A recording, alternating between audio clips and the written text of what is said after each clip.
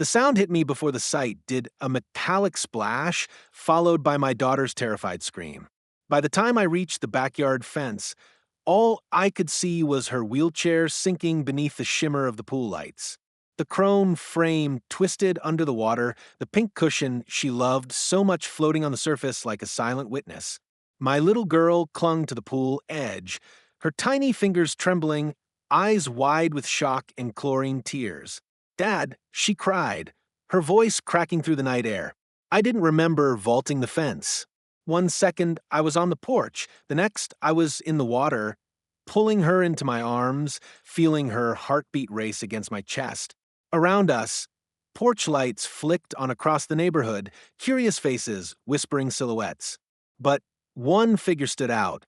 Karen.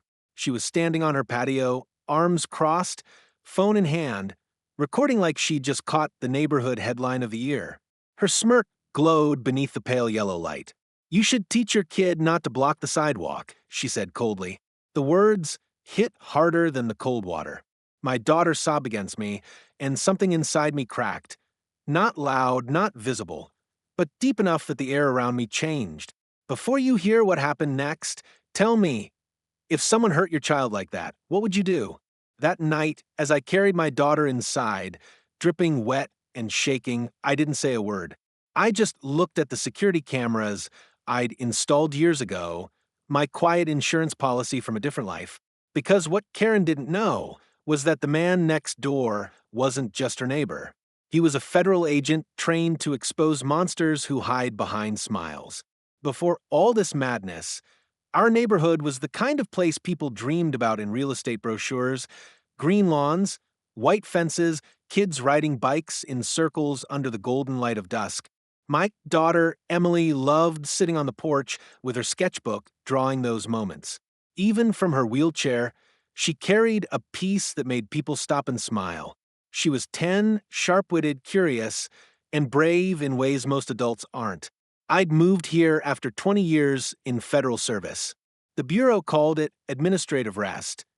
I called it early retirement disguised as healing. After losing my wife to cancer, I needed a place quiet enough to hear my own thoughts again, a place where my daughter could grow up without constant sirens and shadows. So, when we found this cul-de-sac, it felt like a second chance. At first, everyone was welcoming. Barbecues, bake sales, morning hellos. But there was one exception: Karen Mitchell, president of the HOA, queen of rules, and self-proclaimed guardian of property values. She lived 2 houses down in a beige mansion that matched her personality, polished on the outside, hollow within. Karen always had something to say about my lawn height, my recycling bins, the unsightly wheelchair ramp I built for Emily.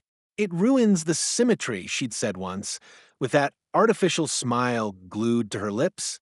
I brushed it off. You don't pick fights with people like her. You just let them run out of air. But Emily noticed. "Dad," she asked one evening, "why does Miss Karen always look mad at me?" I told her some people mistake kindness for weakness. She thought about that for a moment, then said, "Then I'll just smile harder." That was my girl, pure light. If you were in my place, what would you have done? Moved away? Confronted her?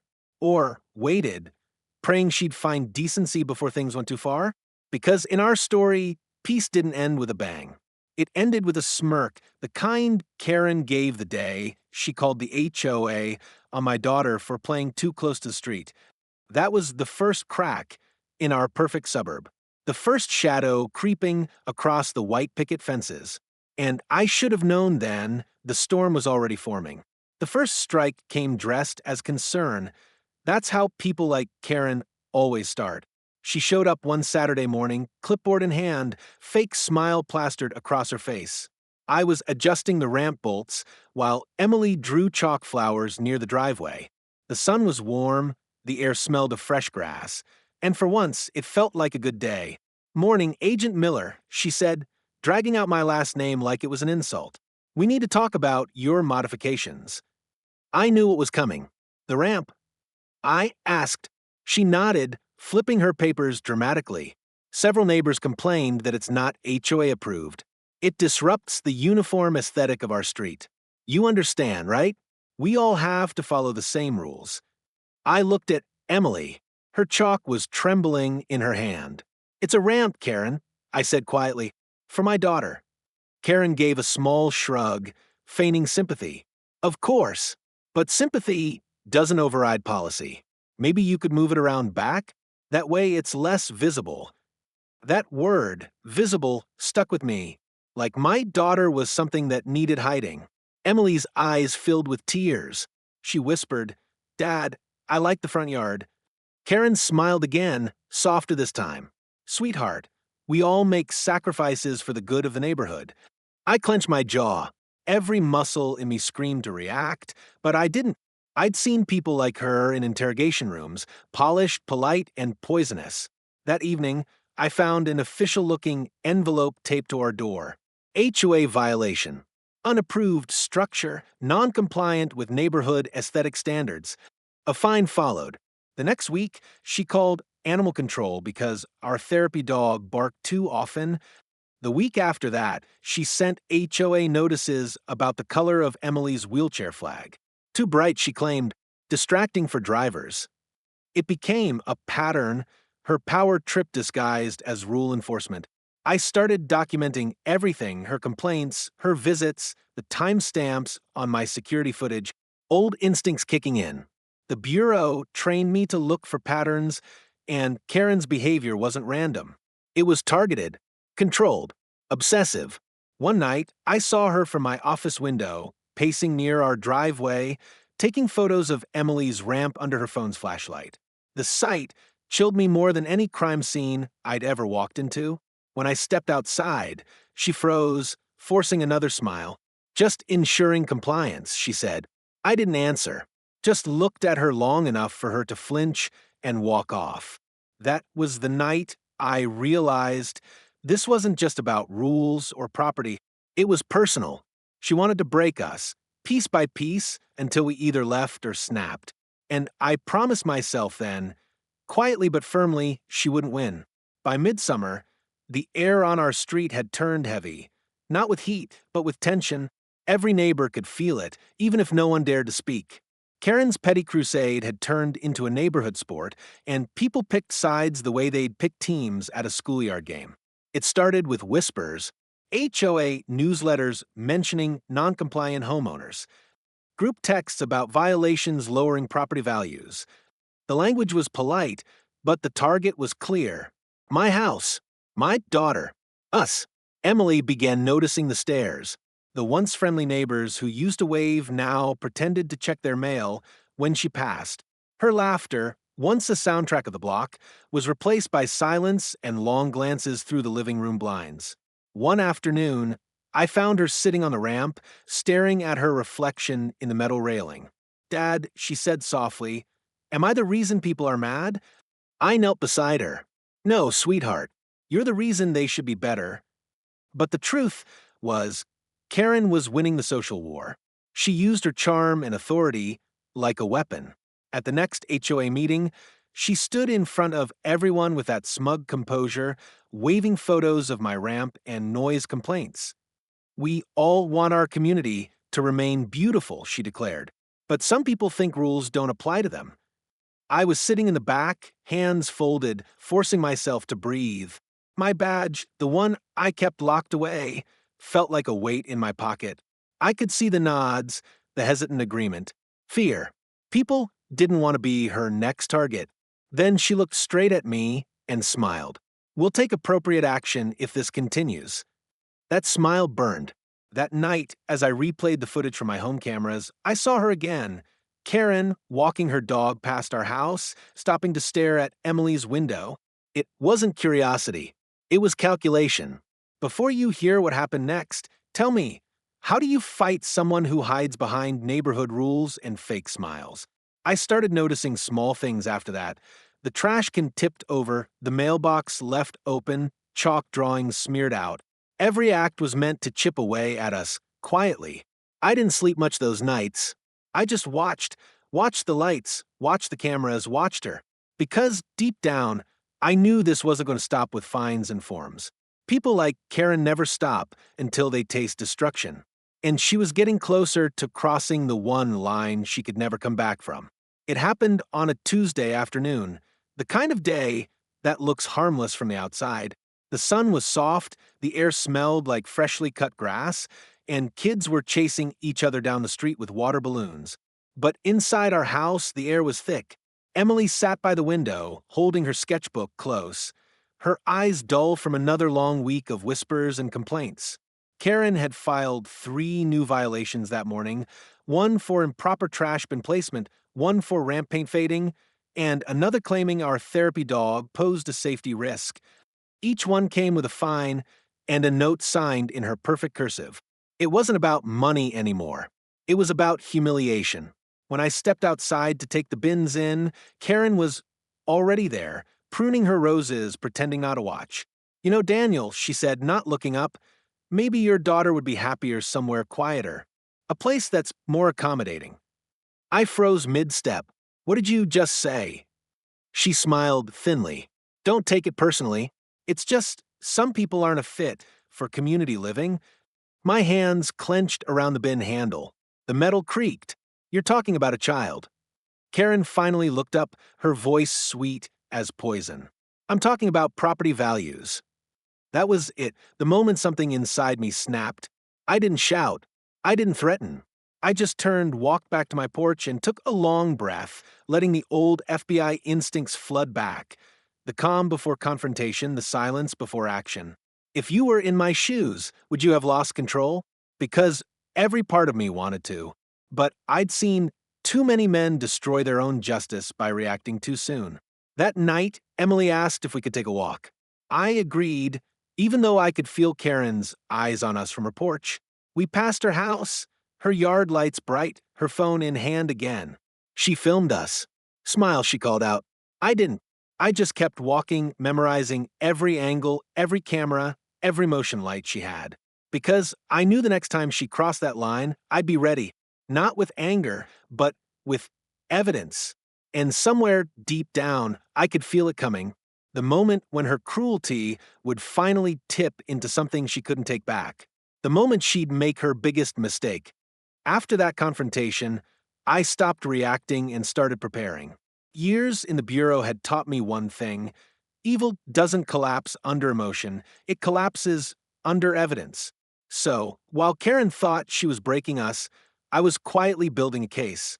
I upgraded the security cameras, hidden angles now covered her lawn, her patio, and the side path where she liked to snoop at night. I installed an external mic by the fence that could pick up her voice when she accidentally stopped near Emily's ramp to make snide remarks. I didn't plan revenge. I planned exposure. Emily didn't understand at first. "Dad, why are there new cameras?" I smiled softly. "Because sometimes, sweetheart, the truth needs witnesses." Over the next week, Karen's behavior got worse, almost theatrical. She drives slowly past our house, recording on her phone.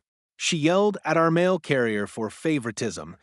She even sent a letter to the HOA claiming Emily's wheelchair scratches the sidewalk paint. But I stayed silent, calm, invisible. Then one night, as rain fell in silver streaks against the windows, I caught her on camera again, sneaking across our yard with a flashlight, trying to loosen the bolts on the ramp. Her umbrella tilted, her face tense in the glow. When the light from our porch flicked on, she ran. I didn't chase her. I just downloaded the footage and stored it. Evidence. The next morning, I filed a quiet complaint with the HOA, not as Daniel Miller, the neighbor, but under a federal alias that still worked in their system. I requested an internal review of misconduct by board leadership. Bureau training had its perks. That same day, I watched her panic grow. She called emergency meetings, demanded to know who reported her, even tried to paint herself as a victim. But the more she spoke, the more people started noticing the cracks. Before you hear what happened next, tell me, have you ever watched someone dig their own grave and still keep going? That week ended with her screaming outside my house, accusing me of spying on her. The neighbors came out, phones ready, watching the woman who once controlled them unravel in real time. I didn't say a word. I just looked her in the eye and said quietly, You should stop before this becomes something you can't undo. But she didn't stop. Because 2 days later at the neighborhood pool party, she did something so cruel, so reckless, it changed everything forever. It was supposed to be a normal Saturday, the neighborhood's annual summer pool party. For once, I thought maybe things would stay calm. Emily had been excited all week, talking about the inflatable dolphin floats and how she'd sit near the edge with her sketchbook. I'd packed sunscreen, snacks, and that faint hope that maybe, just maybe, people could act decent for one afternoon. Karen was already there when we arrived. She stood by the snack table, oversized sunglasses hiding eyes that never stopped scanning. Her laughter was sharp, artificial, echoing off the pool tiles. The other parents kept their distance. Everyone felt the tension but pretended not to. I lifted Emily from the car and set her carefully in her wheelchair. She was smiling, hair tied in a little blue ribbon. "Can I go near the pool, Dad? I'll just sit close and draw." I hesitated. "Stay where I can see you." She nodded and rolled over to a shaded corner, setting her sketchbook on her lap. The reflection of the water danced across her face. For a while, I almost forgot about Karen. Almost. Then it started. Whispers, laughter from Karen's little group of friends. I saw her point toward Emily, heard something about special treatment and taking up space. My jaw tightened, but I stayed seated. I wanted her to show her hand. Minutes later, Emily's voice cut through the air. "Miss Karen, please stop." I turned just in time to see it. Karen standing behind Emily's chair, one hand gripping the handle, the other waving her phone. "You can't just block the path, sweetheart," she said loudly. "Rules are rules." And before I could even move, she shoved. The wheelchair rolled forward, tires screeching against the wet concrete, then splashed into the deep end with a metallic crash. Emily's scream tore through the noise of splashing kids and music. The world went silent. I ran. Time slowed to fragments, water spraying, people gasping, Karen's shocked face twisting into fear. I dove straight in, my clothes dragging me down as I reached for Emily. Her eyes were wide, bubbles escaping her lips as she tried to push free from the sinking chair. I grabbed her waist, yanked hard, kicked toward the surface. My lungs burned. When we broke the surface, she was crying, choking, shaking. I pulled her to the edge, shouting for someone to grab a towel, to call 911.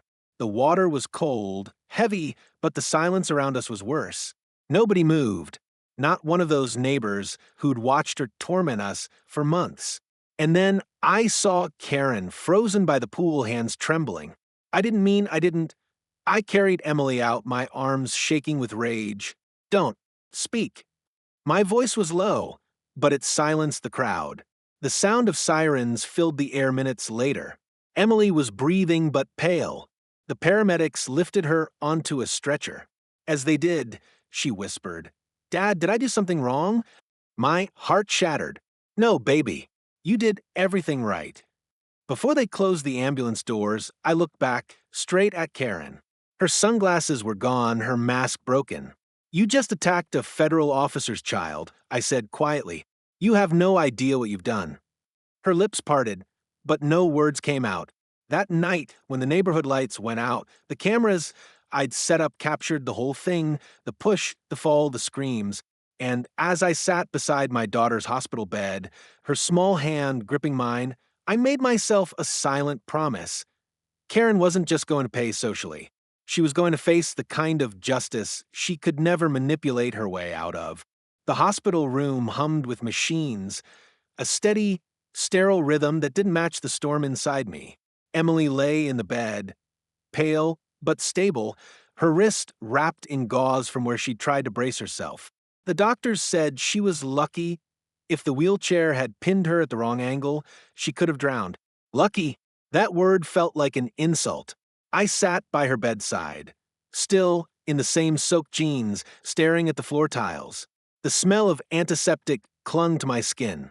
Every sound, a monitor beep, a nurse's shoes on linoleum, hit like static.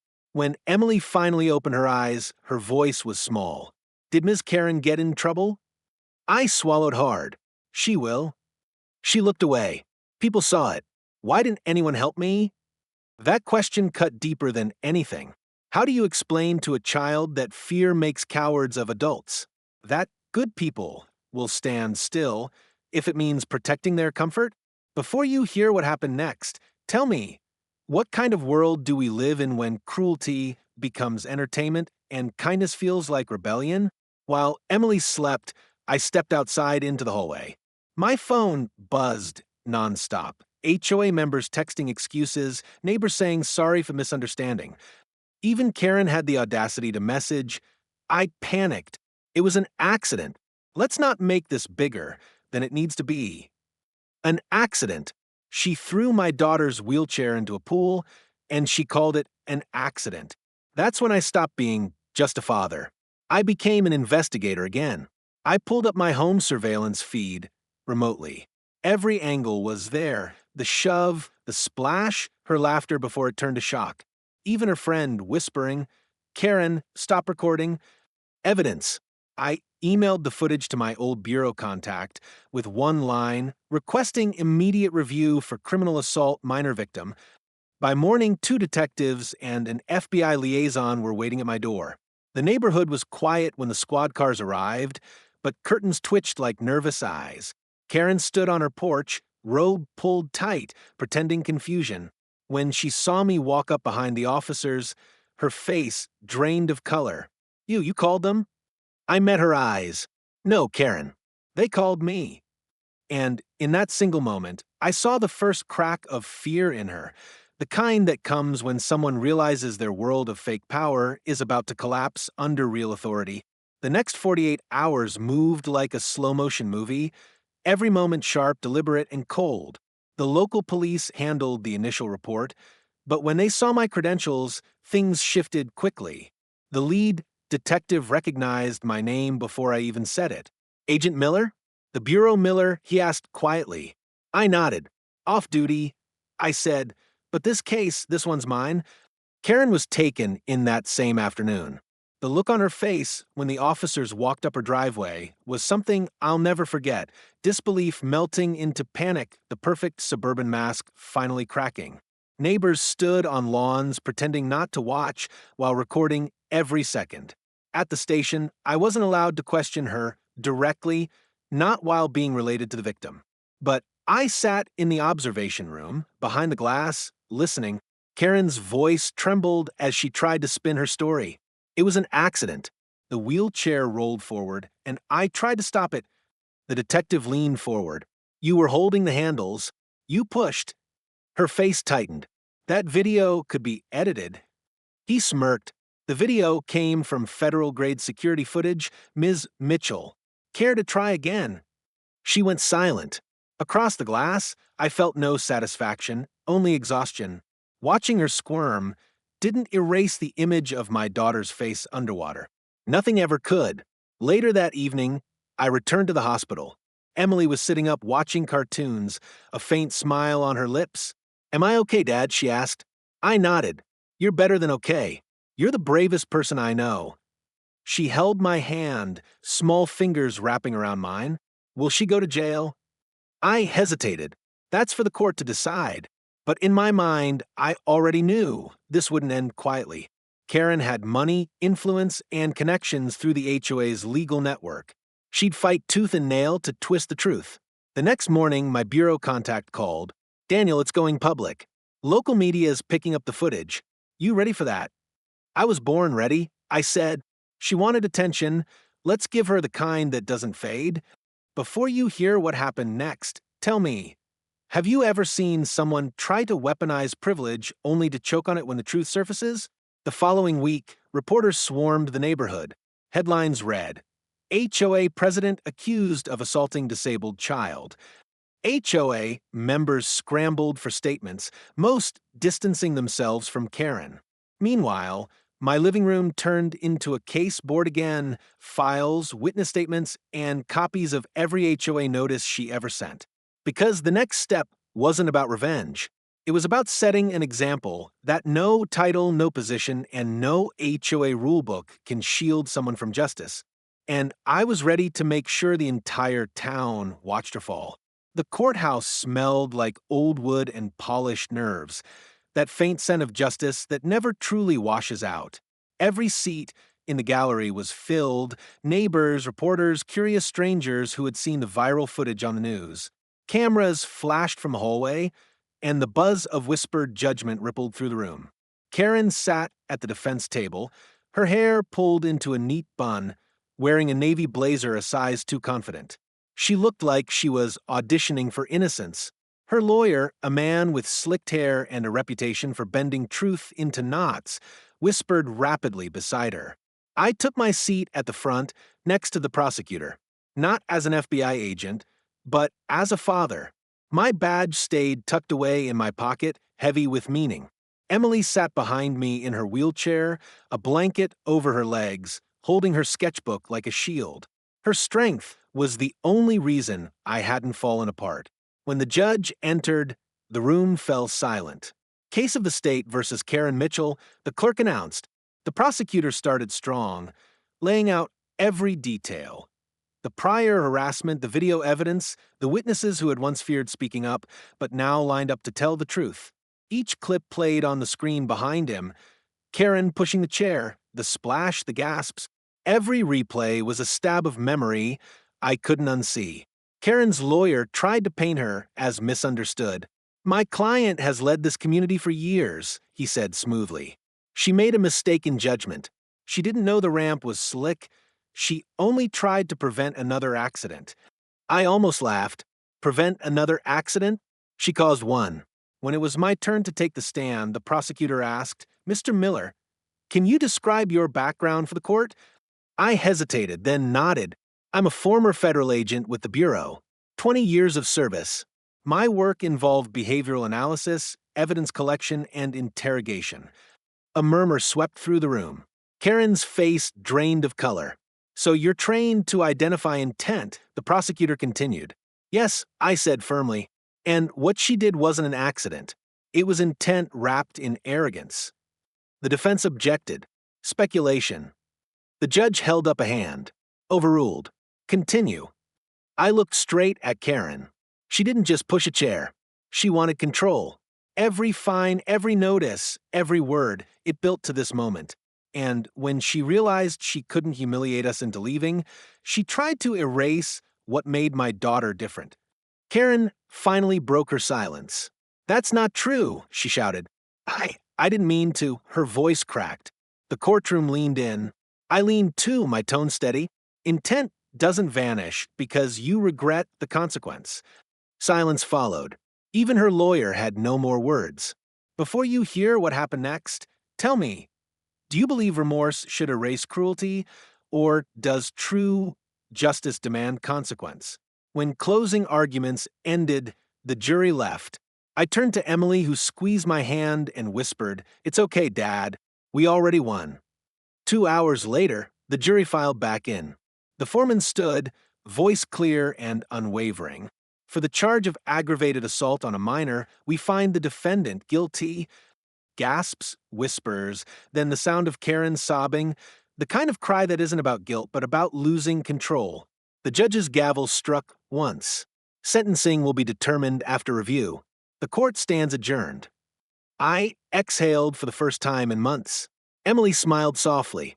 The cameras flashed again, but this time they weren't capturing tragedy, they were capturing justice. And as Karen was led away in handcuffs, I realized something I hadn't felt in a long time. Peace, not the kind that comes from quiet streets, but the kind that comes when truth finally drowns the noise. The weeks that followed the trial felt like watching winter melt into spring. Slow, hesitant, but certain. The story had made national headlines. HOA president found guilty in assault of disabled child. The neighborhood that once whispered against us now crossed the street to shake my hand. But I didn't need their sympathy. I needed my daughter's smile to come back. Karen's sentencing hearing was scheduled for a Friday morning. I didn't plan to attend, but Emily asked me to. "Dad," she said, her voice steady, "I need to see her one last time. I want her to know I'm not scared anymore." So we went. The courtroom was quieter this time, stripped of media and flash. Karen entered in cuffs, wearing a plain gray jumpsuit instead of her designer blazers. Her hair hung loose, her face pale and tired. For a moment, I almost didn't recognize her, the queen of the cul-de-sac dethroned. The judge reviewed the evidence one last time before speaking. Ms. Mitchell, this court finds your actions deliberate and cruel. Your abuse of authority and lack of remorse until conviction reflect a deep moral failing. You are hereby sentenced to 5 years imprisonment and community restitution thereafter. Karen's lips trembled. Please, I never wanted to hurt her. The judge cut her off. You wanted control. You lost it. Now you'll face the consequences. When it was over, I stood to leave, but Karen turned toward us, her eyes wet, desperate. Agent Miller, Emily, I'm sorry, she whispered. Truly. I looked at her for a long moment. Apologies mean something when they arrive before the damage, I said quietly. But I hope prison teaches you what empathy never could. Emily's gaze was calm. I forgive you, she said softly. Karen froze, tears spilling down her face. That single sentence from the child she tried to destroy shattered her pride more than the sentence ever could. Outside the courthouse, the morning sun broke through gray clouds, glinting off Emily's wheelchair handles. She looked up at me and smiled. Can we finally paint the ramp pink again? I laughed, a sound I hadn't made in months. Yeah, sweetheart. As bright as you want. Reporters waited by the steps calling out questions, but I ignored them. Justice wasn't a headline. It was the quiet peace of knowing the truth had been seen. Before you hear how it all ended, tell me, do you think forgiveness is strength or surrender? Because that day, watching my daughter choose grace over vengeance, I realized she was stronger than anyone in that courtroom. That night, back home, we sat on porch. The air smelled like rain and new beginnings.